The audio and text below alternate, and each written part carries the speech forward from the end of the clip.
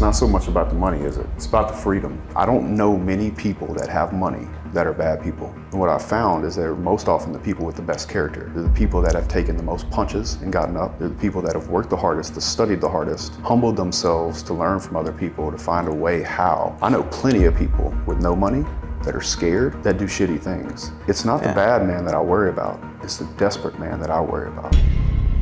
Money amplifies a person. It makes a good person good, and it makes a bad person even worse. Yeah, it just gives you freedom, no matter who you are. I think in a lot of situations, it can make a person that might have been doing bad things a better person. It's a lot easier to be kind and graceful when you're winning. When you're satisfied. It's a lot easier when you're in a place of abundance to look graceful and have patience with people and be giving and be loving and be caring when you've created a scenario when you're in such abundance that you don't have to ever live in scarcity. I don't know many people that have money that are bad people. And what I found is they're most often the people with the best character. They're the people that have taken the most punches and gotten up. They're the people that have worked the hardest, that studied the hardest, humbled themselves to learn from other people, to find a way how, and then turned around and given back 10x for the people they care for, they love, they protect. I don't know many people that have money that are shitty people. I know plenty of people with no money that are scared, that do shitty things. It's not even their fault a lot of the times. Oh no, it's not the bad man that I worry about. It's the desperate man that I worry about. Because the desperate man has nothing to lose. Yes, and he has no choice. I don't particularly believe that money is the root of all evil at all. It's the root to all freedom. It is complete freedom, and it's also a quick way to be very, very loving. If you're a good person. Which is substantially easier to be. When you have money, right? You have a lighter heart. Yeah, you're holding less on your shoulders. You have less to worry about. And I always say you get to pick your problems. You're always gonna have problems in life. You can either have the problem of not being able to pay your light bill, or you can have the problem of figuring out how to feed 170 families, which is my payroll every week. You can always tell the size of a man by the size of his problems.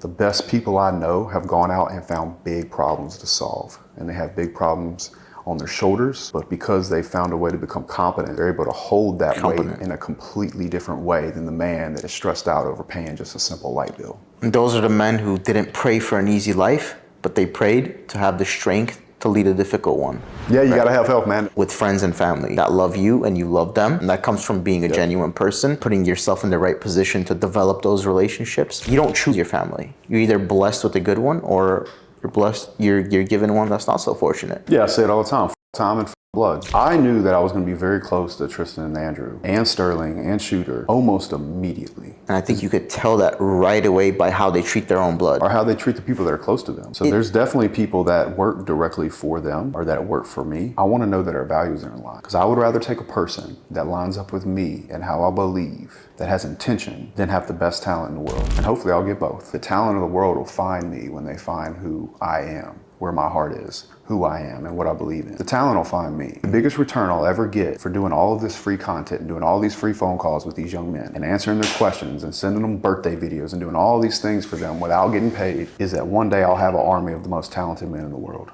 Or women. Eventually, I will start to acquire more and more business, more and more work as I start new businesses. I'm not done starting businesses. And over time, as more and more people know me and they begin to understand who I am as a person, they will want to come work for me. And I might not make my money on the internet, but you will bet your ass I'll make my money in the real world.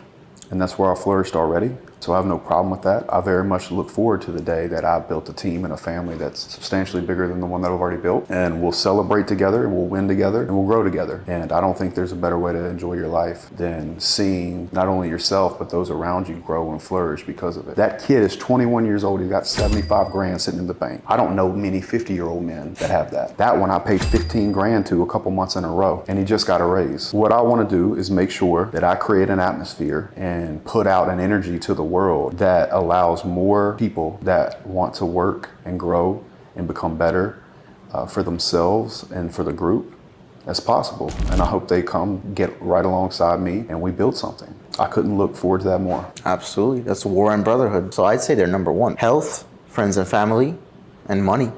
Those three things combined, whether I like the fact that money is that important or not, doesn't matter. It's just because that's the world we live in. And those three things combined, if you have those three things, I think there is no better route to happiness or success. Money's really just a tool. Exactly. It's just something you use. I really don't think you care too much about those digits or that paper, because that's all it is. And I was actually talking about this the other day. Think about the difference that digits or paper makes in someone's life. Imagine someone who has $1 million in the bank and someone who has 1,000. That's like 3 or 4 digits of a difference. But compare the lifestyle differences to someone who has those 3 extra digits. I also think there's a diminishing return on that as well. Because I look at life like buckets. So you have your fitness bucket, and then you have, let's say, your money bucket, and then there's plenty of other buckets. But The 4 Fs? if you took a guy who completely filled his fitness bucket and all he does is focus on that, he could be in the world's best shape, but he could be broke. And for that reason, there's a diminishing return on that fitness. You could say the same thing for money. After you start getting to a point where you're making $1 million, $2 million, $4 or $5 million, like there's a diminishing, I think it probably 500 grand somewhere. There's really a diminishing return on that money. It's at some point, your life is not gonna change all that much. And trust me, dude, I know. You're not gonna be that much happier for flying private than you were flying first class. Exactly.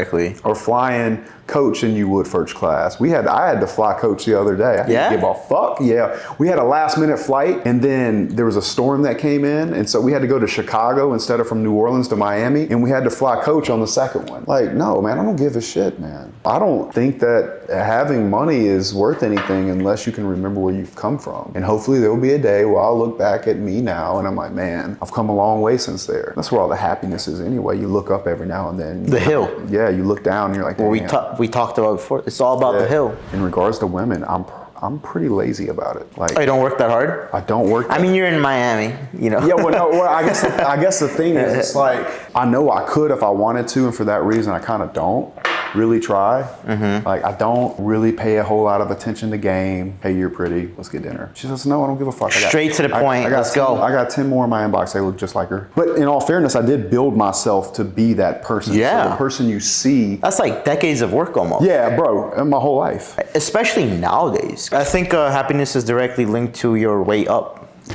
Zero doubt about that. And if you get to the top of a mountain and there's nowhere else to go, all you can do is self-sabotage back down that mountain. Right, for sure. But it usually takes a long time getting there. Yeah. If you get up there and you're worried about nowhere else to go because you've conquered it all, I think that's a luxury problem. Yeah, it is. But it's also a very dangerous place to be. I feel like growth is a two-way street. It's climbing up the mountain, but it's looking for more mountains. Because like I said, if you get to the top and you got nowhere else to go, you're in deep shit. I agree with you. You're just going to sabotage yourself. For sure. It's always looking for something bigger, a little more scary, something that you don't quite know how to do that I think will keep you working and keep you involved in the way that you should be. I think no matter who you are or what you're doing or whatever level of success you get to, there's always another level to go. There's absolutely another level. So for the people that don't know, Justin is a steel mogul, and you started off at a young age. He's done, as an entrepreneur, multi-million-dollar deals in a year and beyond. What led you to that path? I was 24 years old. 24. I had just finished college. I graduated in 2009. There were no jobs. The recession. Yeah. So I dug ditches for a while, and I've told the story a bunch of times, but basically I went to the same job site about 4 or 5 times until somebody gave me a job. I took the money I made from that job. By going to the bank, I would auto draft most of the money into another bank account, and I would just do the ramen noodles down in New Orleans. When that job ended, I had the money it took to apply for my contractor's license test, and I'll make 12 years next month. Excited. Congratulations, man. Yeah, man. That's great to hear. We're building buildings coast to coast, man, from California to Boston, everywhere in between. Got 170 plus men, and we just keep growing and growing, and training's not gonna stop, man. Yeah, I think you guys got a site right near my house in California. You got a site right there. Yeah. So I see the growth, and that's great to hear.